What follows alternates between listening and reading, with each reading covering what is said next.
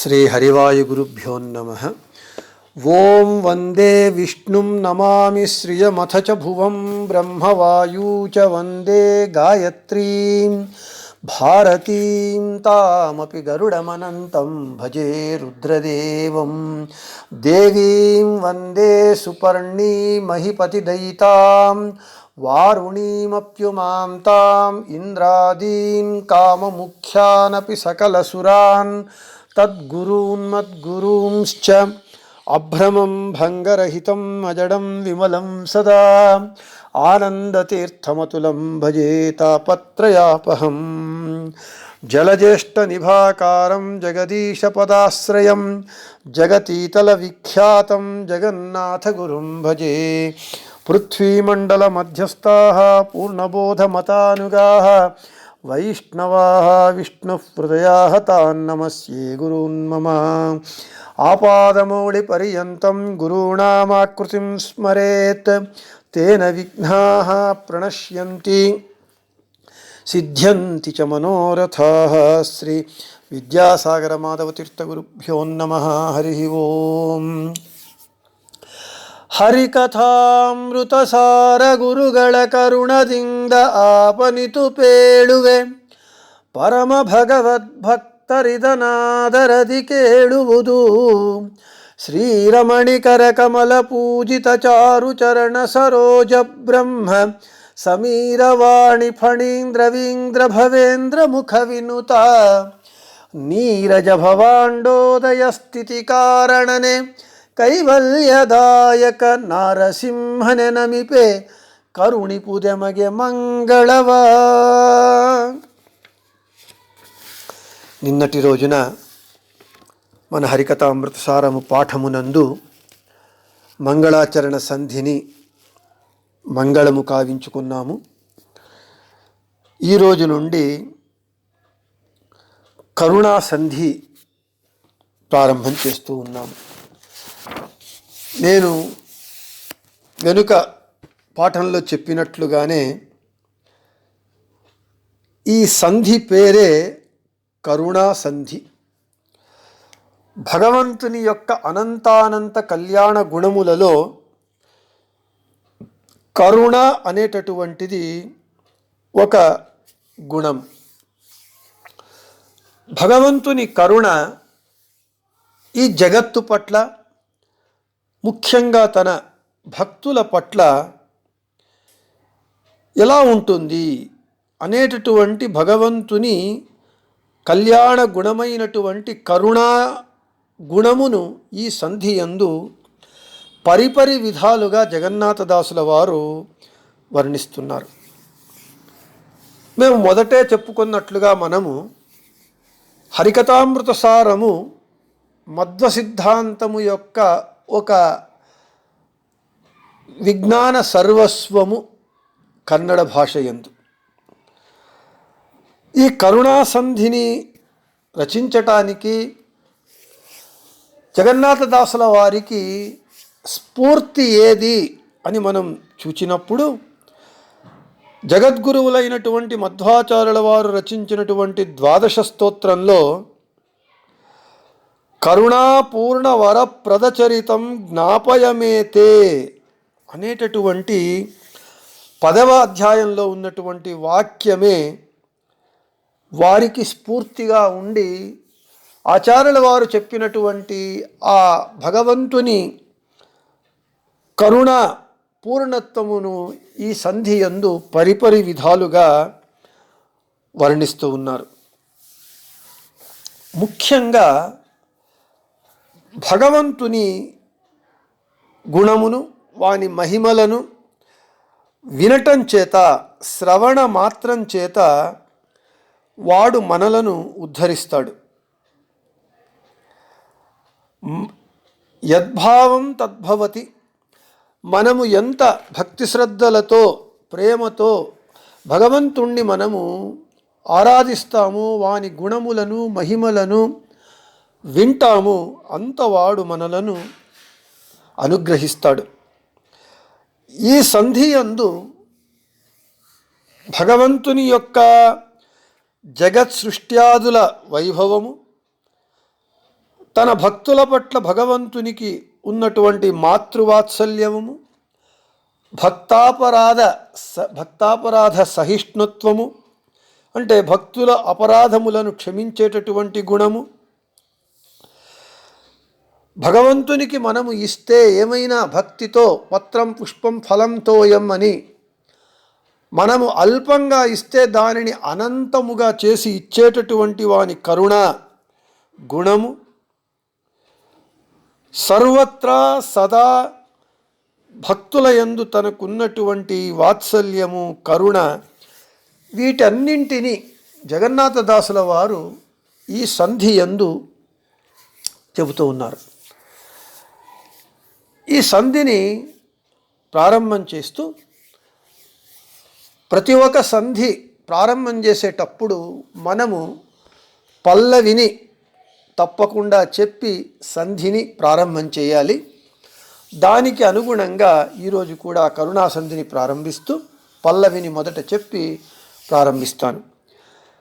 ಹರಿಕಥಾಮೃತಸಾರ ಗುರುಗಳ ಕರುಣದಿಂದ ಆಪನಿತು ಪೇಳುವೆ ಪರಮ ಭಗವದ್ಭಕ್ತರಿದನಾದರದಿ ಕೇಳುವುದು ಶ್ರವಣ ಮನಕಾನಂದವೀವುದು ಭವಜನಿತ ದುಃಖಗಳ ಕಳೆವುದು ವಿವಿಧ ಭೋಗಗಳಿಹ ಪರಂಗಳಲಿತ್ತು ಸಲಹುವುದು ಭುವನ ಪಾವನ ನೆನಿಪ ಲಕುಮೀಧವನ ಮಂಗಳ ಕಥೆಯ ಪರಮೋತ್ಸವದಿ ಕಿವಿ ಕೊಟ್ಟಾಲಿಪುದು ಭೂಸುರರು ದಿನ ದಿನದಿ.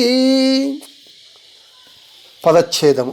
శ్రవణ మనకే ఆనందవ ఈవుದು, ಭವ ಜನಿತ ದುಃಖಗಳ ಕಳೆವುದು, ವಿವಿಧ ಭೋಗಗಳ ಇಹ ಪರಂಗಳಲ್ಲಿ ಇತ್ತು ಸಲಹುವುದು, ಭುವನ ಪಾವನ ನೆನಿಪ ಲಕುಮೀಧವನ ಮಂಗಳ ಕಥೆಯ ಪರಮೋತ್ಸಹದಿ ಕಿವಿಗೊಟ್ಟು ಆಲಿಪುದು భూసురరు దినదినది. ఇది పదచ్ఛేదం. ఇక ప్రతి పదార్థం. శ్రవణ అంటే వినటము అనేటటువంటిది, శ్రవణము వినటము అనేటటువంటిది అంటే ఈ గ్రంథమును పూర్ణంగా సమగ్రంగా వినటము, వినుట. శ్రవణ మనకానందవీవుదు. శ్రవణము అంటే వినుట. దేనిని వినుట? ప్రార్థనారూపమైనటువంటి మంగళాచరణ సంధి తరువాత హరికథామృతసార గ్రంథమును ఈ సంధితో ప్రారంభం చేస్తూ ఉన్నారు. అంటే ఈ గ్రంథమును సమగ్రంగా వినుట వలన, శ్రవణ వినుట వలన మనకే మనస్సునకు ఆనందవ అంటే ఆనందమును ఈవుదు ఇచ్చును. అంతేనా? ఇంకా భవ అంటే జనన మరణాఖ్యమైనటువంటి సంసార బంధము వలన జనిత కలిగినటువంటి దుఃఖగళ దుఃఖములను కళెవుదు పోగొట్టును.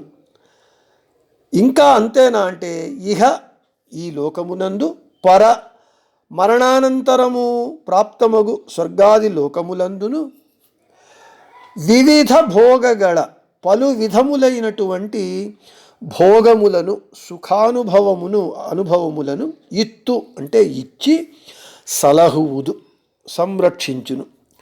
భువన పావన నెనిప లోక పావనుడని ప్రసిద్ధి పొందినటువంటి లకుమీధవన అంటే లక్ష్మీపతి యొక్క మంగళ కథయ వాని మంగళకరమైనటువంటి శోభన చరిత్రను పరమోత్సవది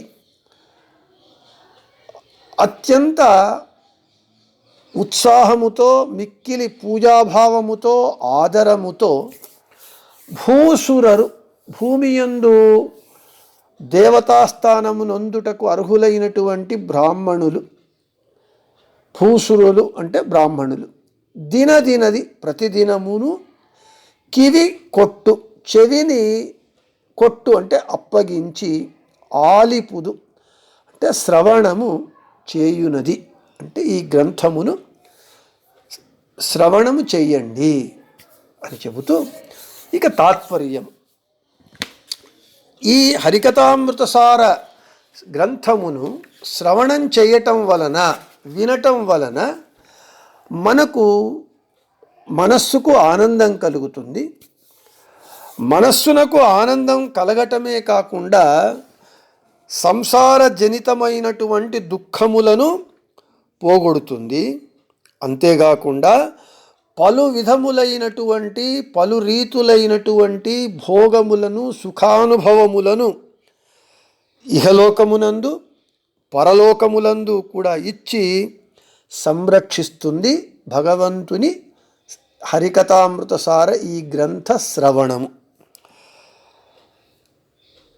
లోక పావనుడని ప్రసిద్ధి పొందినటువంటి భగవంతుడైనటువంటి నారాయణుడు, లోక పావనుడైనటువంటి లక్ష్మీపతి అయినటువంటి ఆ భగవంతుని మంగళకరమైనటువంటి చరిత్రను, శుభ చరిత్రను అత్యంత ఉత్సాహముతో, భక్తితో, శ్రద్ధతో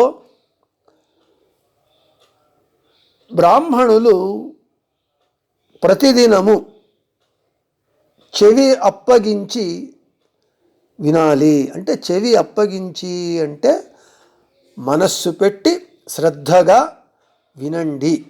వినటం వలన ఫలమేమిటి అనంటే మనకానందవీవుదు, ಭವಜನಿತ ದುಃಖಗಳ ಕಳೆವುದು, ವಿವಿಧ ಭೋಗಗಳಿಹ పరంగళలిత్తు సలహుವುದು. ఇంత ఫలం వస్తూ ఉన్నది మనకు హరికథామృతసార గ్రంథము శ్రవణం చేయటం వలన. ఇక విశేష అర్థాలను చూద్దాం. శ్రవణము అంటే వినటం, అంటే హరికథామృతసార గ్రంథమును వినండి అని చెబుతూ ఉన్నారు. వినండి అని అంటే ఇక్కడ నవవిధ భక్తులు ఉన్నాయి మనకు. భాగవతంలో చెబుతూ ఉన్నారు, శ్రవణం, కీర్తనం, విష్ణోః స్మరణం, పాదసేవనం, అర్చనం, వందనం, దాస్యం, సఖ్యం, ఆత్మనివేదనం అని.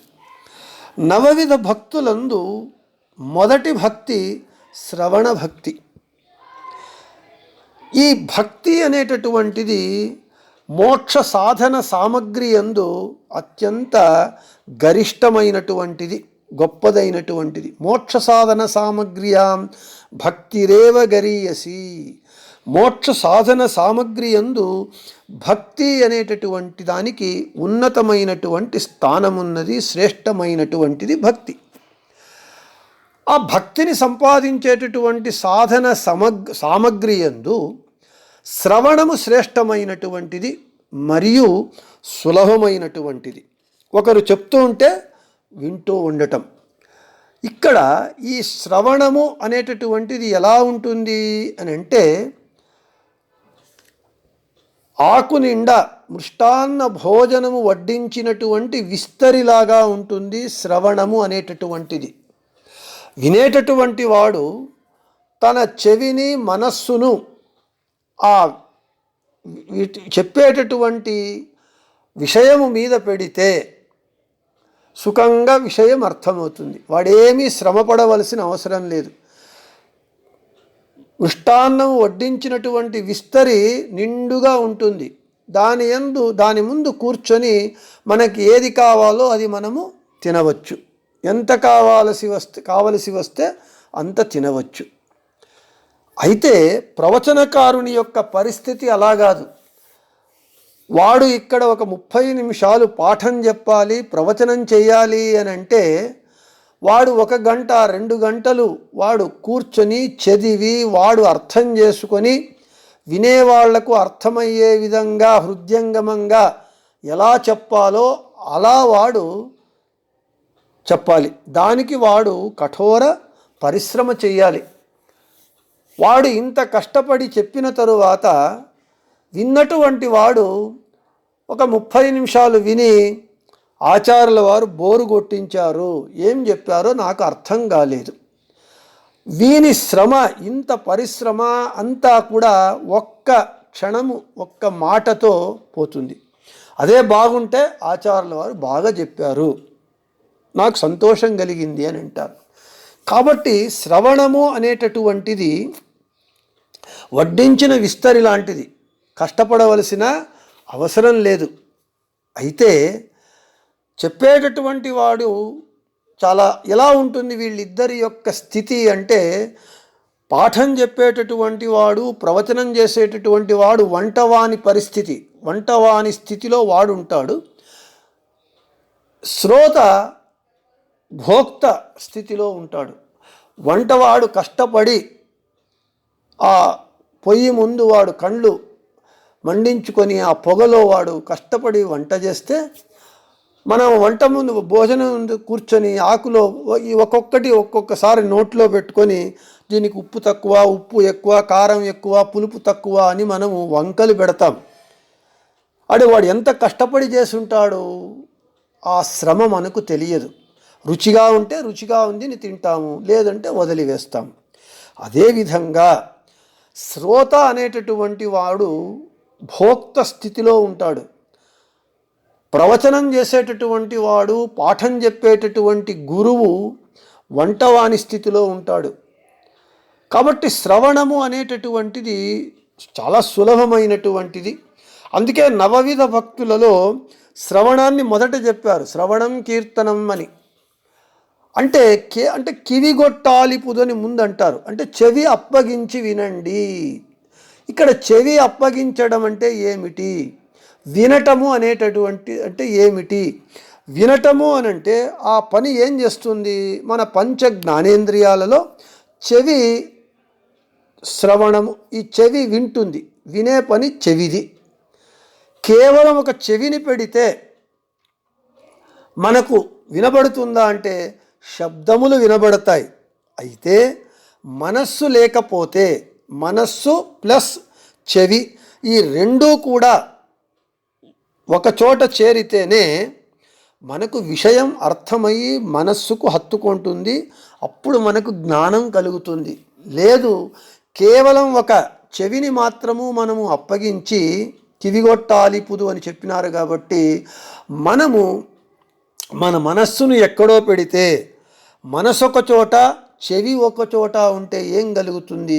కేవలం చెవికి శబ్దాలు మాత్రం వినబడతాయి, కానీ ఆ శబ్దగత అర్థము కానివ్వండి, ఆ శబ్దగత జ్ఞానము కానివ్వండి మన మెదడుకు, బుద్ధికి, మనస్సుకు చేరవు.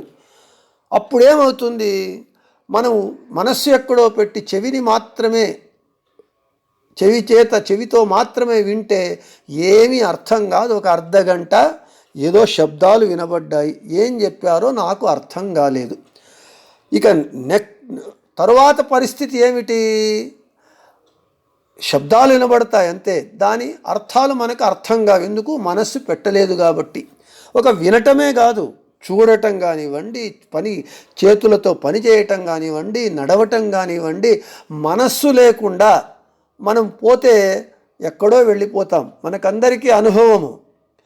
మొబైల్ చూస్తూ నడుస్తూ ఉంటాము, కాళ్ళు పోతూ ఉంటాయి అంతే, మనస్సు ఉండదు. మనస్సు మొబైల్ మీద ఉంటుంది, దృష్టి మొబైల్ మీద ఉంటుంది, పోయి గుంతలో పడిపోతాం.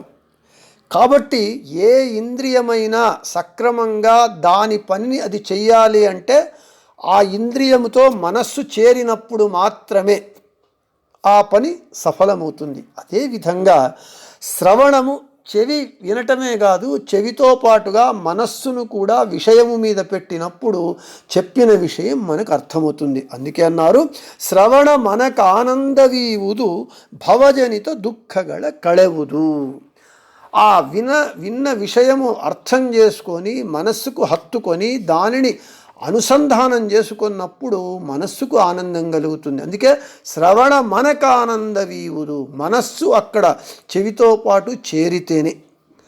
నేను ఇంతకుముందు చెప్పినట్లుగా శబ్దాలు మాత్రం వినబడతాయి, అర్థం మాత్రం కాదు. నెక్స్ట్ పరిస్థితి ఏమిటి అంటే నిద్ర వస్తుంది. అంటే మనకు మనస్సు లేకుండా కేవలం ఒక ప్రవచనాన్ని, పాఠాన్ని, ఏదో ఒక పాటను వింటే ఏమవుతుంది? మనకు నిద్ర వచ్చేస్తుంది కొంతసేపటికి, మన అనుభవంలో వచ్చినటువంటిదే. ఇక్కడ ఒక చిన్న మీకు నేను ఉదాహరణ ఇస్తాను. ఒకటి మీకు ఒక కనకదాసుల వారు ప్రవచనం చేస్తూ ఉన్నారు. చేస్తూ ఉంటే ఒకడు నిద్రపోతూ ఉన్నాడు. ఈ ప్రవచనంలో నిద్ర రావడము, పాఠంలో నిద్ర రావడము, జపం చేసేటప్పుడు నిద్ర రావడం అనేటటువంటిది అందరి దౌర్బల్యం, అది సహజం. వాడు నిద్రపోతూ ఉన్నప్పుడు కనకదాసుల వారు వాడిని లేపటానికి ఒక ముండిగే, వాళ్ళు ముండిగే దాసులు అని ఒక ముండిగను అంటే ఒక పొడుపు కథను చెప్పారట. ఏమని? ಹತ್ತುತಲೆ ಕೆಂಪಾಗಿಹನ ಆರುತಲೆ ಕಪ್ಪಾಗಿಹನ ಸಕನ ಸುತನ ಸ್ವಾಮಿಯ ವೈರಿಯ అనుజన సతిమందళిగా అని ఒక ముండిగేను రచించారు. ఆ నిద్రపోయేటటువంటి వానికి అర్థమైంది, కనకదాసుల వారు నా మీద ఏదో ఒక వెటకారం చేశారు నా నిద్రను లేపడానికి అని. అయితే ఏమి అనేది అర్థం కాలేదు. అప్పుడు ఏమిటి ఆ పొడుపు కథ అని అంటే, హత్తుతలె కెంపాగిహన ఆరుతలె కప్పాగిహన. మనకు గ్రామర్ నందు పదములు విడగొట్టాలి, ఎక్కడ విడగొట్టాలో అక్కడ విడగొట్టాలి, ఎక్కడ చేర్చాలో అక్కడ చేరిస్తేనే సరి అయినటువంటి అర్థములు వస్తాయి, లేకపోతే సరి అయినటువంటి అర్థం రాదు. ఎలా ఉంటుంది? భాష రాని, తెలుగు భాష రానటువంటి వాడిని చదవమంటే రాముని తోక పివరుండి ఇట్లనియే అని అంటాడు. వానికెందుకు భాష రాదు, ఎక్కడ విడదీయాలో తెలీదు, ఎక్కడ పడితే అక్కడ విడదీస్తే రాముని తో కపివరుండి ఇట్లనియే. అర్థం తెలియకపోతే రాముని తోక పివరుండిట్లనియే. అలాగే మనకు ఎక్కడ విడగొట్టాలి, ఎక్కడ చేర్చాలి. హత్తు తలే, హత్తు అంటే 10, తలే అంటే తల, విడదీస్తే 10 తలలు, 6 తలే 6 తలలు అవుతాయి. అయితే చేర్చాలి అంటే హత్తు తలే కన్నడంలో ముట్టి అగ్నిని అంటించిన వెంటనే ఎర్రగా ఉండేటటువంటిది, 6 తలే ఆర్పిన వెంటనే నల్లగా ఉండేటటువంటిది ఏది? అగ్ని. హత్తు తలే కెంపాగిహన, 6 తలే కప్పాగిహన అగ్ని. సఖన, అగ్ని యొక్క సఖుడెవడు? వాయువు సఖన. హత్తు తలె కెంపాగిహన 6 తలె కప్పాగిహన సఖన అంటే వాయువు. సుతన, వాయువు యొక్క కొడుకు ఎవడు? హనుమంతుడు. సుతన స్వామియ, హనుమంతుని స్వామి ఎవరు? రామచంద్రుడు. స్వామియ వైరియ, ఆ రామచంద్రుని యొక్క వైరి శత్రువు ఎవడు? రావణాసురుడు. వైరియ అనుజన, ఆ రావణాసురుని యొక్క అనుజుడు అంటే తమ్ముడెవడు? కుంభకర్ణుడు. కుంభకర్ణుడు దేనికి వాడు ప్రసిద్ధి? నిద్రకు ప్రసిద్ధి. బాపు ఒక జోక్ చెప్తాడు, మీ ఆయన ఏం చేస్తాడు అంటే లేస్తే తింటాడు, తింటే పడుకుంటాడు అని. వాడు అదే కేటగిరీ. 6 నెలలు తింటాడు, 6 నెలలు పడుకుంటాడు. కుంభకర్ణుడు నిద్రకు వాని పేటెంట్ రైట్ వాడు. వైరియ, రావణాసురుని అనుజుని కుంభకర్ణన, ఆ కుంభకర్ణుని నిద్రకు ప్రసిద్ధి అయినటువంటి కుంభకర్ణుని సతి అంటే, సతి అంటే సహధర్మచారిణి, భర్త యొక్క అడుగుజాడలలో నడిచేటటువంటిది. అంటే ఆ ఒక నిద్రాదేవి అంటే నిద్ర, ఎప్పుడూ నిద్రపోతూ ఉంటాడు. నిద్రాదేవిలాగా ఉండేటటువంటి ఆ నిద్రాదేవి బందళీగా అంటే వీనికి నిద్ర వచ్చింది అని కనకదాసుల వారు చెప్తారు. అంటే ఒక నిద్ర మీద ఒక ముండిగే, ఒక పొడుపు కథను వాళ్ళు రచించారు. ఇది ఎందుకయ్యా అని అంటే, ఎప్పుడైతే మనము మనస్సు పెట్టకుండా కేవలము చెవిని మాత్రమే పెడతామో నిద్ర వస్తుంది. అదే మనసు పెట్టి వింటే మనకు నిద్ర రాదు. మనము రాత్రి 2 గంటల దాకా, 1 గంట దాకా యూట్యూబ్ చూస్తూ ఉంటాము, పాటలు వింటూ ఉంటాం, టీవీ చూస్తూ ఉంటాం, మనకు నిద్ర రాదు. ఎందుకు? మన కన్ను, బుద్ధి, మనస్సు అంతా అక్కడ ఉంటుంది కాబట్టి. అదే పాఠము, ప్రవచనము, జపము అని అంటే అప్పుడు మన మనస్సు ఎక్కడికో వెళ్ళిపోతుంది. కాబట్టి ఏ ఇంద్రియమైనా సక్రమంగా తన పనిని తాది చేయాలి అని అంటే అది మనసుతో చేరుకోవాలి. అందుకే శ్రవణము చెవి ప్లస్ మనస్సు ఉన్నప్పుడు శ్రవణ మనకానందవీవుదు భవజనిత దుఃఖಗಳ కళెవుదు. మనస్సుతో కూడుకున్నటువంటి చెవితో ఈ హరికథామృత సారమును గ్రంథమును మీరు వింటే ఏమి కలుగుతుంది? మనకు ఆనందవీవుదు, మనస్సునకు ఆనందాన్ని ఇస్తుంది. అంతేకాకుండా భవజనిత దుఃఖಗಳ కళెవుదు, సంసార జనితమైనటువంటి దుఃఖములను పోగొడుతుంది. అంతేకాకుండా వివిధ భోగಗಳಿహ పరంగళలిత్తు సలహుವುದು, వివిధములైనటువంటి సుఖానుభవములను ఇహలోకమునందు పరలోకములందు ఇచ్చి సంరక్షిస్తుంది ఈ హరికథామృత సార గ్రంథము అని చెబుతూ ఉన్నారు. ఈ పద్యమునకు సంధి సూచన అని అంటారు. అంటే ఈ పద్యము ఈ సంధిలో ఏమి చెప్పబడింది అనేటటువంటి విషయాన్ని సూచించేటటువంటిది ఈ పద్యము. సంధి సూచన పద్యం అంటారు దీన్ని. అంటే ఈ సంధి యందు ఏమి చెబుతూ ఉన్నారు అంటే భగవంతుని యొక్క కరుణా కారుణ్యాన్ని, తన భక్తుల పట్ల ఉండేటటువంటి వాత్సల్యాన్ని, భగవంతునికి భక్తునికి ఉన్నటువంటి ఆ భక్తి సంబంధాన్ని, భగవత్తత్వాన్ని, భక్తి తత్వాన్ని, భాగవతోత్తముల కథలను, వారి చరిత్రలను ఇక్కడ చెబుతున్నారు ఈ సంధి యందు అనేటటువంటి విషయాన్ని ఇక్కడ మనకు సూచిస్తూ ఉన్నారు జగన్నాథదాసుల వారు.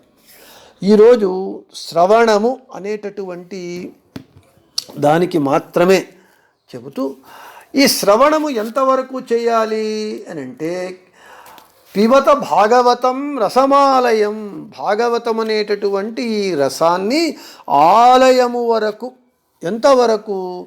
చివరి వరకు, లయ వరకు. అంటే ఈ ఒక్క జన్మ కాదు, జన్మలకు కారణభూతమైనటువంటి లింగదేహము భంగమై అయ్యేంత వరకు అయి మోక్షాన్ని పొందిన తరువాత మోక్షంలో కూడా భాగవతం అనేటటువంటి రసాన్ని తాగండి అని భాగవతం చెబుతూ ఉన్నది. ఆ విధంగా చెవి అప్పగించి, మనస్సుతో పాటుగా చెవిని అప్పగించి హరికథామృత సార గ్రంథమును మీరు వినండి అని చెబుతూ ఉన్నారు. ఇంకా విశేషమైనటువంటి ఆ భవజనిత దుఃఖములు, వివిధ భోగములు అంటే ఏమిటి, ఇహపరములు, భువన పావనుడు, మంగళ కథ, పరమోత్సవది, ఇవన్నీ విషయాలు కూడా ఈ విశిష్ట విషయాలన్నింటినీ కూడా మనము రేపటి మన పాఠమునందు చెప్పుకుందామని చెబుతూ శ్రీకృష్ణార్పణమస్తు, మధ్యేశార్పణమస్తు, అందరికీ శుభమస్తు.